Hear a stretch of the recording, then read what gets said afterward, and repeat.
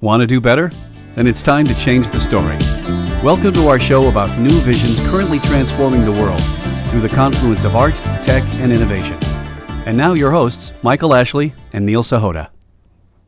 Hey, welcome to another episode of Changing the Story. Yeah, I've got a double dose of excitement today because we have two fantastic guests. First, we have Dr. LouAnne Boyd, who's an assistant professor of computer science and software engineering at the Chapman Fowler School of Engineering.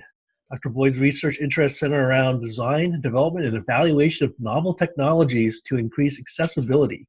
She's exploring new inclusive interaction designs to accommodate sensory impairments. We also have Dr. Art Blaser. He's professor of peace studies and political science and has been at the Chapman faculty since 1981. Wow.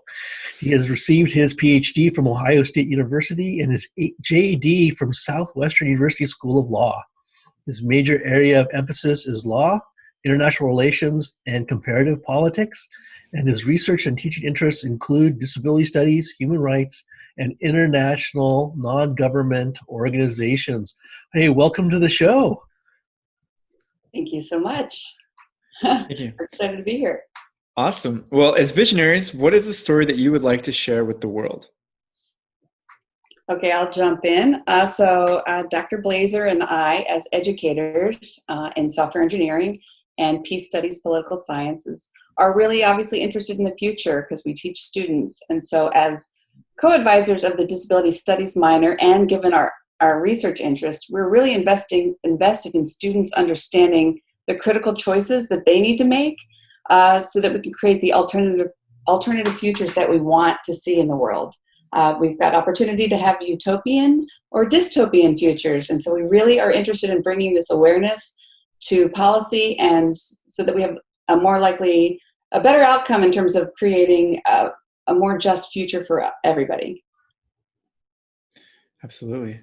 So speaking of that, because we're very interested in this topic, how do we get away from a dystopian future? How do we get into more of a utopian future?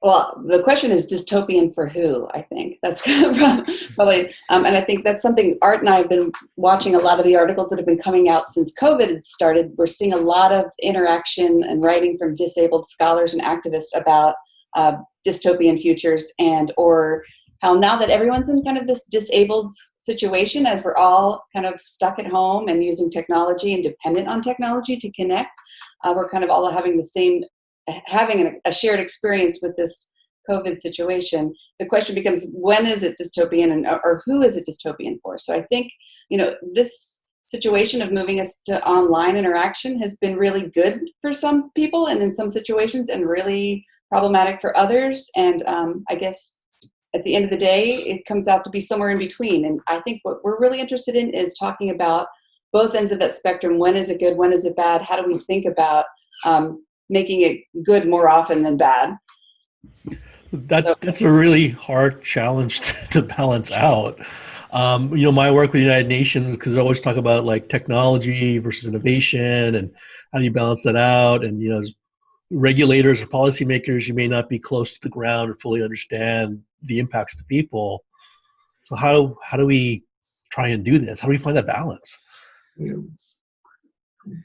I know that we've really been interested in the previous podcast that you've had this morning. Actually, we were listening to Fred Warner from ITU and had a lot of good thoughts, and I think seeing progress within the United Nations slow, but Fred's Millennium Development Goals, which you mentioned, didn't mention disability, sustainable disability goals. Disability is being monitored, so that's some form of progress. I know for me, one of the concerns over the years, as actually was mentioned to LouAnne, I started teaching an alternative growth futures course that I don't teach anymore. And at that time, with a lot of talk about limits to growth and the Club of Rome studies, But basically, the conclusion was we're doomed. And actually, after success of one indicated, well, some parts of the world may be doomed, but some parts aren't.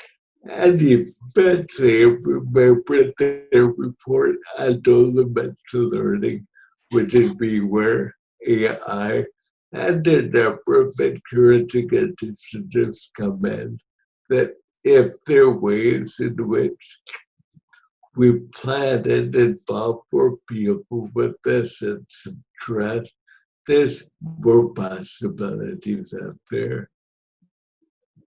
Yeah, I really like that you mentioned trust, Art, because that's probably where it is. We've been talking, as Art said, even just this morning about, it's not a new idea, it's not a new story, getting disabled people to the table to help with design of interventions and design and policy, but also getting people to trust technology and to trust government. And that's well beyond the disabled community, but that's a group we really need to consider, because the consequences of not considering that group can be lethal. And so that's why we really want to bring that edge case to people's attention, that we have to really talk about getting voices to the table and thinking about as broadly as we can, and just knowing we're never going to be done, that we got to keep asking and seeking more voices, right? We can't just say, oh, we've got 15 people that meet this box of people and now we're done. So it's just knowing and acknowledging the work will never be done. We have to keep trying. Absolutely. So how do we, first of all, build more trust, as you were mentioning before, but how do we build it in such a way that we get more voices? How do we become more inclusive as a society? I know my opinion is education is important, and the role of a strong civil society is very important. And to some degree, having a government that can facilitate those things rather than engage in coercion is important. And we certainly see that in terms of how different countries reacted to COVID, that a number of these success stories in Asia involving civil society that could have been even better, because again, some examples are actually a lot of the information wasn't accessible to a lot of the people. Yeah, there's so many good ideas in there, Art. We could unpack each one of them. There's always so much to talk about. And right, in terms of making information accessible to the masses to begin with, or even the edges, that people understand what's going on and understand in a clear way, that's a step, right? We don't even have that done well. I know there was issues in the news when COVID-19 first hit us, that some of the news stations didn't necessarily have interpreters. And so people that weren't able to hear auditorily what was going on didn't have access to that information to know what's going on. So it's an oversight, but you can see how it have really dire consequences. So having people always at the table and increasing the voices at the table is one way to do it. And that would right off the bat help with making it obvious when information isn't accessible. Like, you don't know until you run into the person it wasn't accessible for. Well, we can do better than that. That's actually an interesting challenge, and to kind of tie it back to something Art was talking about earlier. With Fred and the United Nations, they do this innovation factory where they have entrepreneurs from around the world trying to solve local problems, and usually they might have a global solution. And during one of the recent pitch sessions, they actually had a company out of South Korea come on, and they were actually talking about alert systems, like if you're on a metro train or like a subway, or you're at a shopping mall and there's like an emergency announcement made and you can't hear, or you have impaired hearing, you may not actually know what's going on. You might see other people around you suddenly shuffling about. They actually created an app where they would actually, when these alerts were actually broadcast, would actually then send a text message, or a text message and a sign language video to explain. So they're using AI in real time to explain what's happening for these people, right? And I was thinking, like, this is such an amazing idea. It never even dawned on me this is a problem. right? Yeah. Go ahead, Art. There's so many places to go from there. That's so great. So you're bringing up a great point. Like, yes. I see a lot of them, and think they're processing important interdisciplinary connections, and actually one of the ways in which I really enjoy getting to know LouAnne, because we're teaching an intro to disability studies course, and that's fall actually already had a number of interesting connections that actually a new faculty member coming this fall. Well, one of my colleagues is from South Korea and actually sent her an email about some of the stories about South Korea. And she's supposed to get back to me, I know. At first, because she now knows her name, I think I reported to them. But certainly paying a lot of attention to issues and policies. And there just been an incident in a nightclub of resurgence of cases of COVID, but pretty sure from what she briefly said that South Korea had a number of things off for the rest of the world. Yeah, you're connecting policy to bringing people to the table. It's not just bringing them to the table to come up with the solutions and to come up with policies that impact solutions. Also, something that we've talked about that goes beyond that is kind of testing those solutions. So you had just said, Neil, like, that's a great idea. I never would have thought of that. And it's like, right, none of us would think of everything. So countries like Korea that are incorporating more voices into their designs or having better outcomes, and not just incorporating the voices into design. There's also the development, because that's where the AI piece and the stuff that's usually black boxed. We can get into that, but also the evaluation of these technologies. Did we try it? Does it work? Do we have an app? We have an app that's in sign language to let you know what's happening in the train station, and that is fabulous. It's a great first step, but the next step is to say, does it work? What are the things that go wrong? And that's, I think, like Art is saying, our co-taught class is going to be fascinating, because he brings this wealth of knowledge of global politics, and from an engineering perspective, teaching the next generation of engineers to think of those questions is going to be paramount, because there's so many things that can go wrong. And of course, we're not trying to be doomsdays. We want technology to do good, and to do that, it's going to be not only having people at the voices there for design, but also for evaluation and making sure we're testing these technologies and making sure they have the impact that we want, and then we can work around any problems that they might be causing. Right. I mean, it sounds like what you're talking about is thinking differently. And actually, that's what Neil and I are working on our second book together. And you were very nice to be interviewed for it. And I thought it'd be really interesting if you were to tell our audience the work that you're doing right now, and especially when it comes to children that are dealing with problems such as autism, because I think people aren't aware of the possibilities for their children.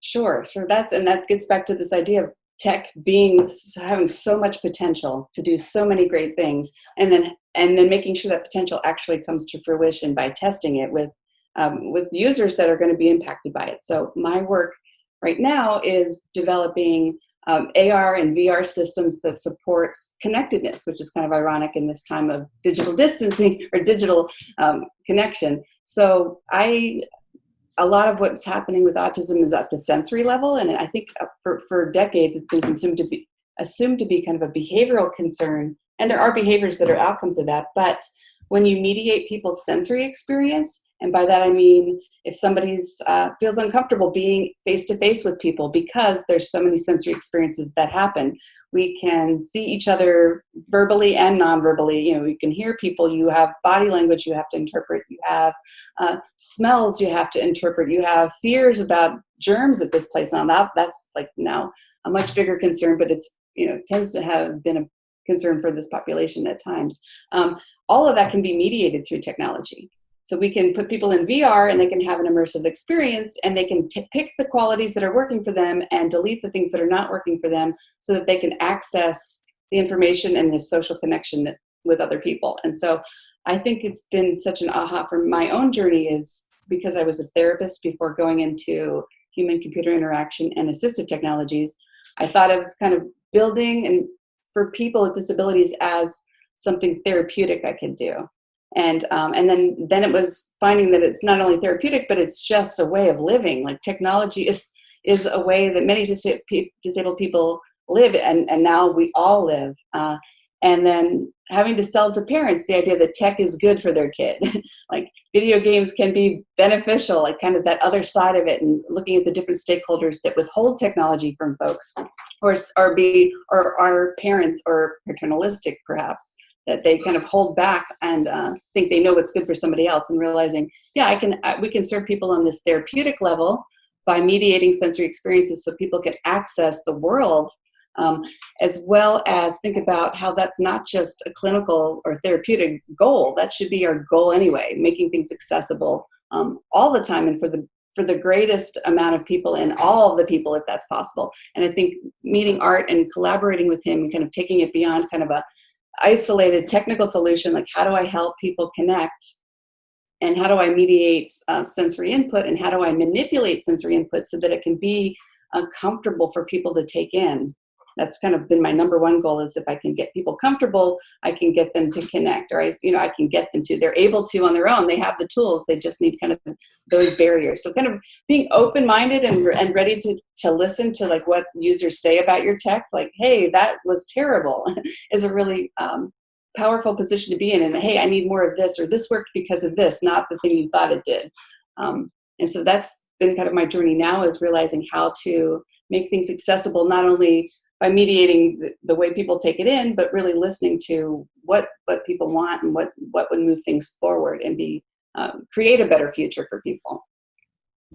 I think that's incredibly powerful. And while it sounds, I'll call it straightforward, I've just seen, in industry and even in academia, sometimes it's actually difficult to actually accomplish, right? We didn't kind of grow up with this mindset, right? To actually kind of step out, get that kind of feedback, or look at things from different perspectives, or, from an accessibility standpoint.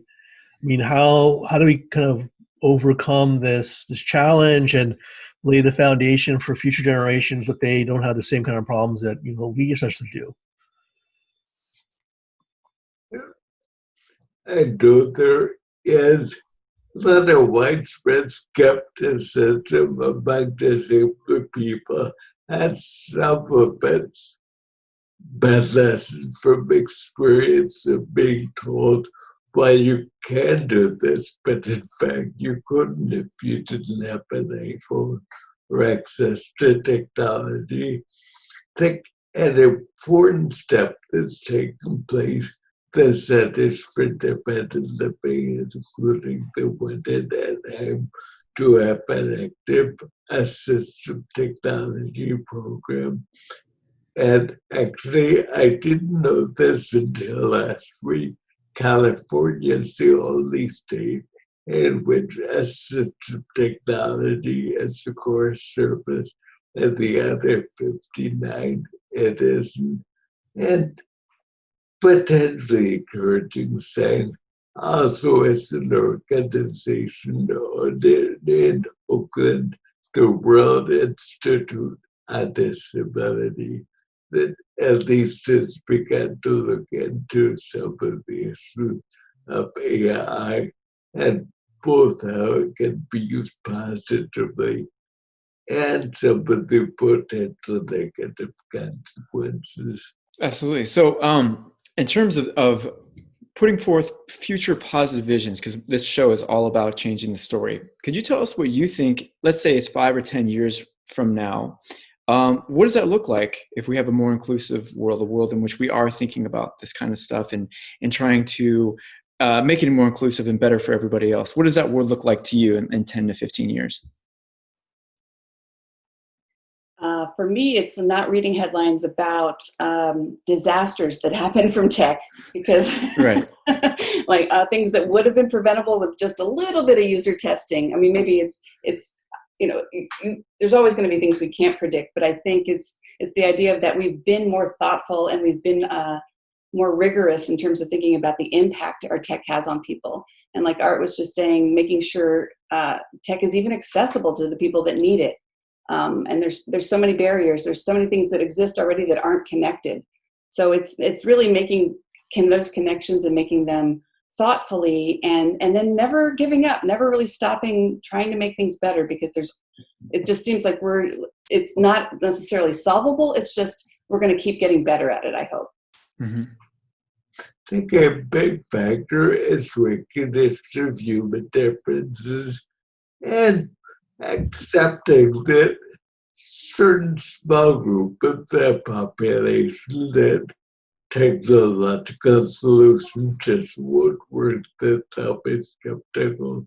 Take education and bring down the cost of things like iPhones, computers, makes a big difference, and people using them more can be just in this short period that more people been aligned for education, that some people benefited a great deal, other people didn't. Yeah. That's actually a huge point, I think, in that we tend to take things for granted in what we have from a technological, at least infrastructure standpoint. Do we actually have laptops or tablets? Do we actually have high-speed internet? Michael and I also, we teach part-time. We're not full professors like both of you, but teaching during COVID-19 right now, we know that actually some of our students are having struggles because they can't exactly hop on a Zoom call. They don't have high-speed internet. They don't have some of these things. And so how do we connect and engage and still make sure they have access to education?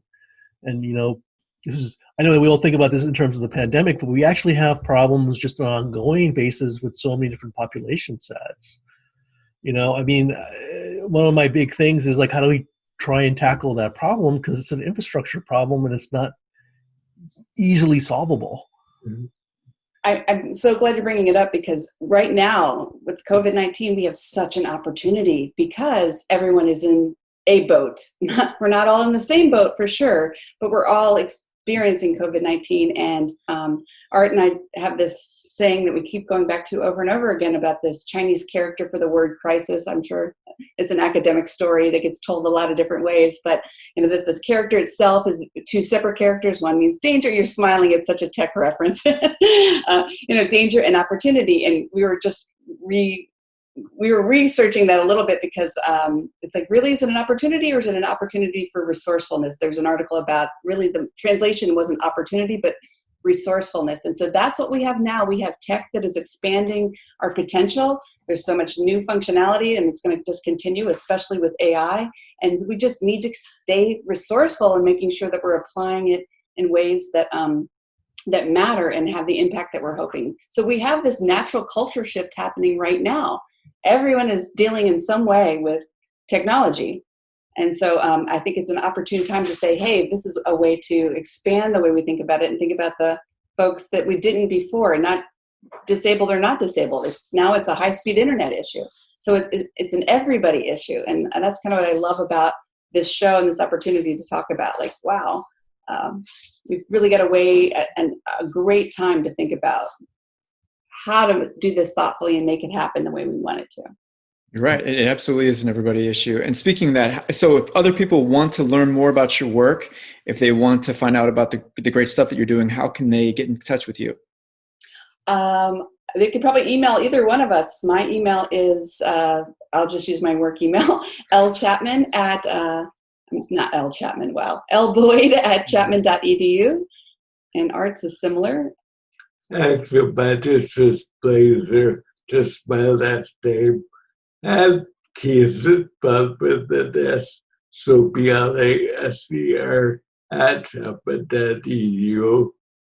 And actually enjoy it quite a bit when people ask about things that we're doing.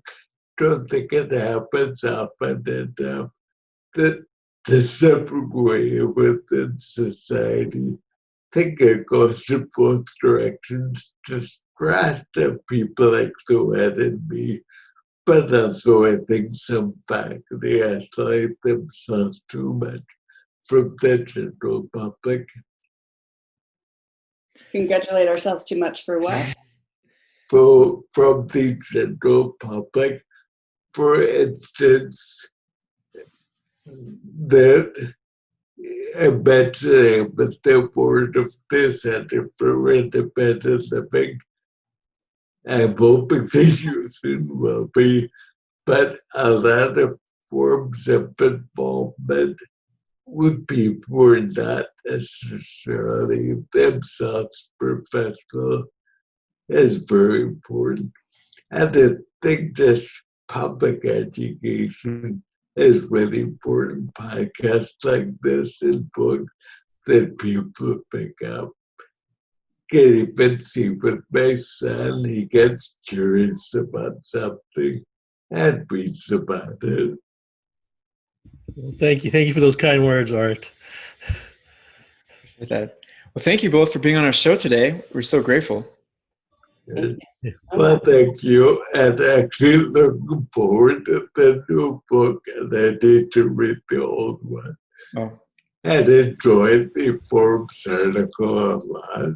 oh, thanks. Thank you. Cool. Thank you very much. Thank you, guys. This is great. Hey, if you like today's show, please remember to hit the like button and leave a comment. If you've been enjoying the Changing the Story podcast series, please subscribe and share it with your friends. Thank you.